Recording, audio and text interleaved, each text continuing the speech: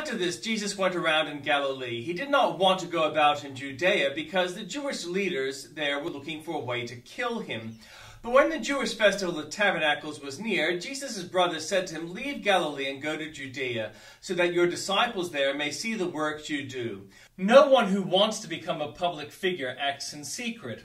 Since you are doing these things, show yourself to the world," for even his own brothers did not believe in him. Therefore Jesus told them, "My time is not yet here.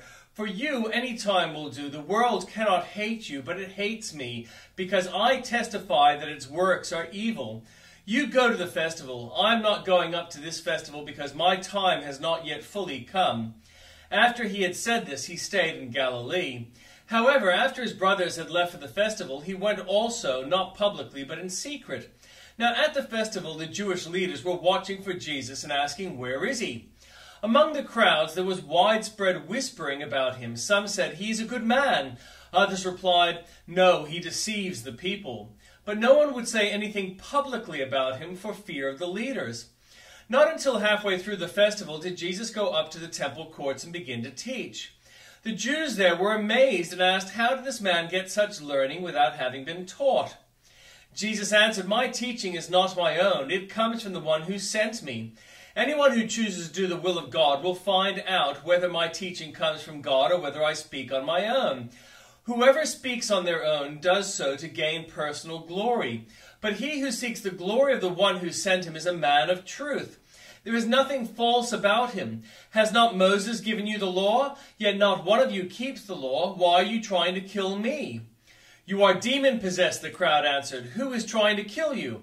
Jesus said to them, "I did one miracle, and you are all amazed. Yet because Moses gave you circumcision through, actually it did not come from Moses, but from the patriarchs, you circumcised a boy on the Sabbath.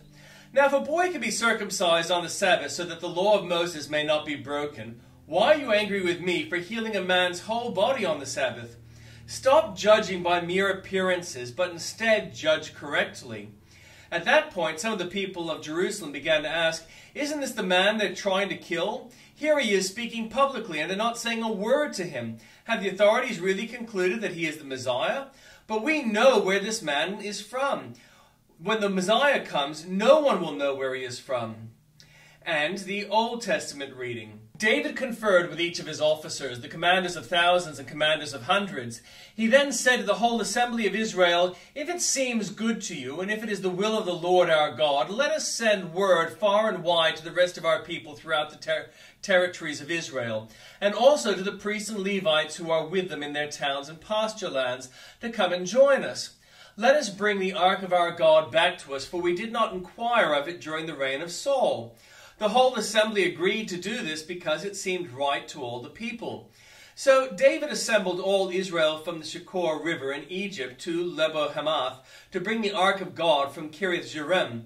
David and all Israel went to Bala of Judah, Kiriath-Jearim, to bring up there the ark of the God of the Lord, who is enthroned between the cherubim, the ark that is called by the name.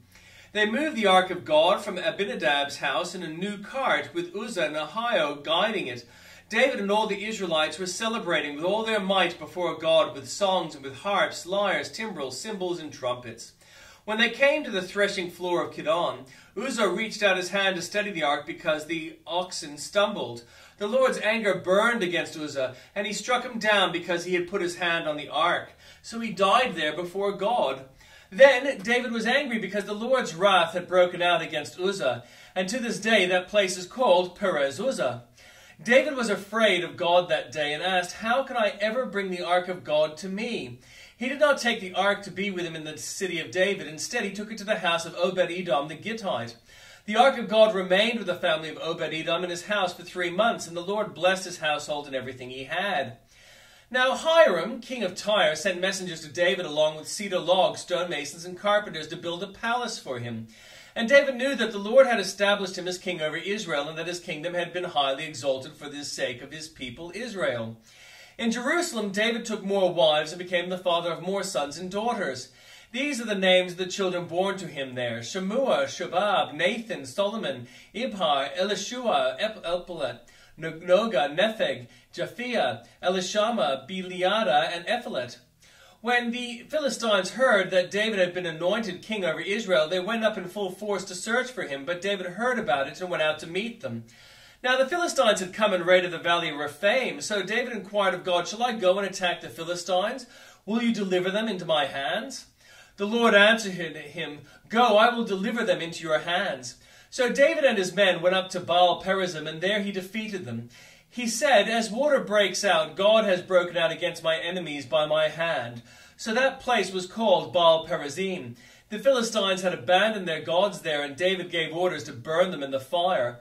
Once more the Philistines raided the valley, so David inquired of God again, and God answered him, "Do not go directly after them, but circle around them and attack them in front of the poplar trees.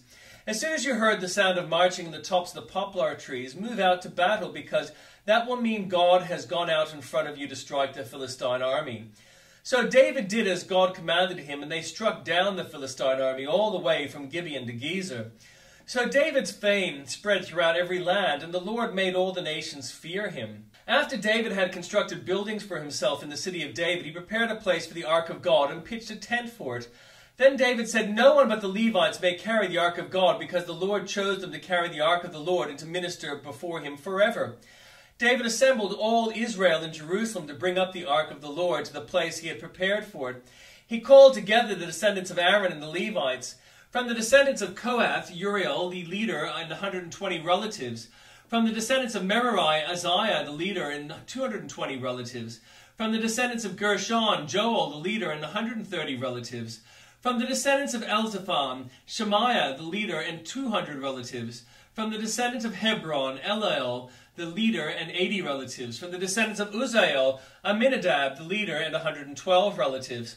Then David summoned Zadok and Abiathar the priests, and Uriel, Uzziah, Joel, Shemaiah, Eliel, and Abinadab, the Levites. He said to them, "You are the heads of the Levitical families. You and your fellow Levites are to consecrate yourselves and bring up the ark of the Lord, the God of Israel, to the place I have prepared for it.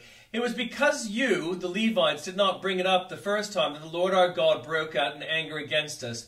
We did not inquire of him about how to do it in the prescribed way."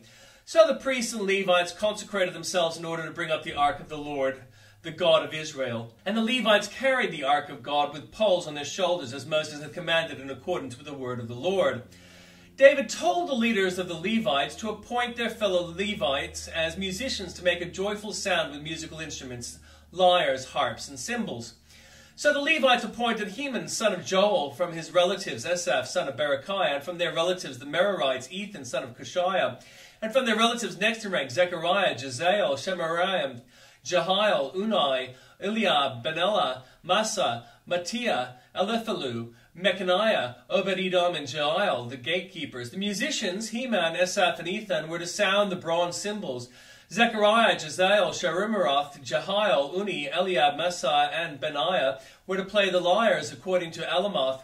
And Mattitha, Eliphalu, Mikneiah, Obed-Edom, Jael, and Azaziah were to play the harps, directing according to Sheminith. Kenaiah, the head Levite, was in charge of the singing. That was his responsibility because he was skillful at it. Berechiah and Elkanah were to be doorkeepers for the ark. Shebaniah, Josaphat, Nathaniel, Amasai, Zechariah, Benaiah, and Eleazar the priests were to blow trumpets before the ark of God. Obed-Edom and Jehiah were also to be doorkeepers for the ark. So David and the elders of Israel and the commanders of units of thousands went to bring up the ark of the covenant of the Lord from the house of Obed-Edom, with rejoicing because God had helped the Levites who were carrying the ark of the covenant of the Lord. 7 bulls and 7 rams were sacrificed. Now David was clothed in a robe of fine linen, as were all the Levites who were carrying the ark, and as were the musicians, and Kenaniah, who was in charge of the singing of the choirs. David also wore a linen ephod. So all Israel brought up the ark of the covenant of the Lord with shouts, with soundings of ram horns and trumpets, and of cymbals, and the playing of lyres and harps.